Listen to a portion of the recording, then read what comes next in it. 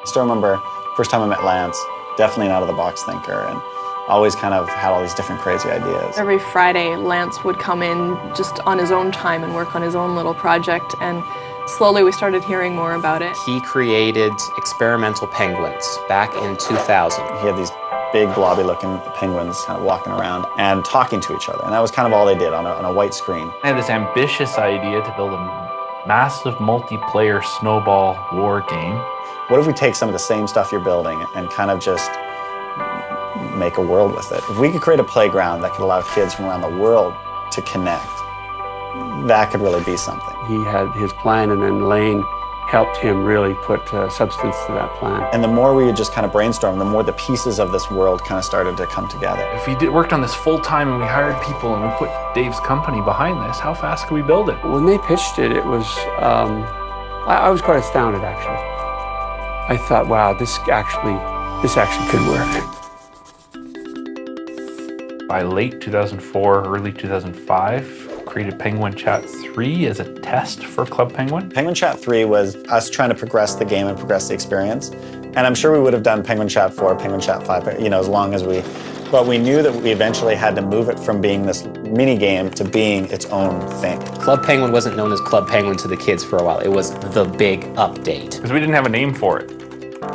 We didn't know what to call it.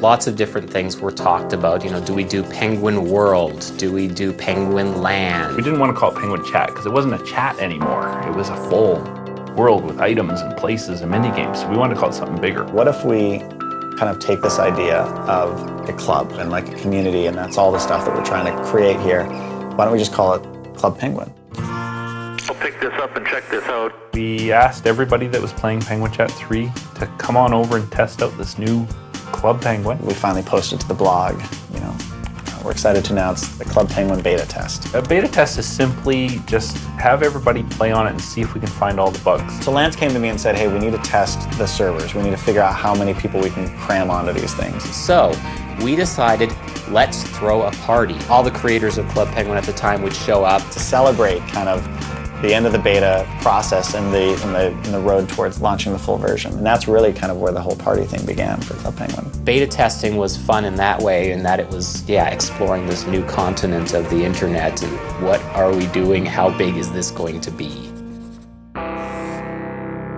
When we launched Club Penguin, we never expected it to be as big as it became. No one had ever done something like Club Penguin before. We had to really make up a lot of our own rules. It wasn't like, let's go try and do X, Y, and Z. It's like, let's just try stuff. Our job is not to come up with every idea out there. Our job is to listen, to observe, to read all the emails, to make sure that we are hearing as much as possible. Club Penguin's value is in the community. That's exactly where Club Penguin's life comes from. And it's just that kind of sandbox element of, we give you the tools, now do whatever you want with it. The notion that it's really just about the kids will never change. We take all of those collective ideas and all that inspiration that comes in and just turn it into reality. Whatever they come up with, we're going to do. And they're going to come up with something, and then we're going to respond, and then they're going to come up with something else, and it's like this conversation. Going back from the very beginning of Club Penguin, is never about standing still. It was never about just arriving and staying there. It's always been about the journey. And so now we're getting ready to unveil the next leg of the journey. And that's something that's pretty exciting.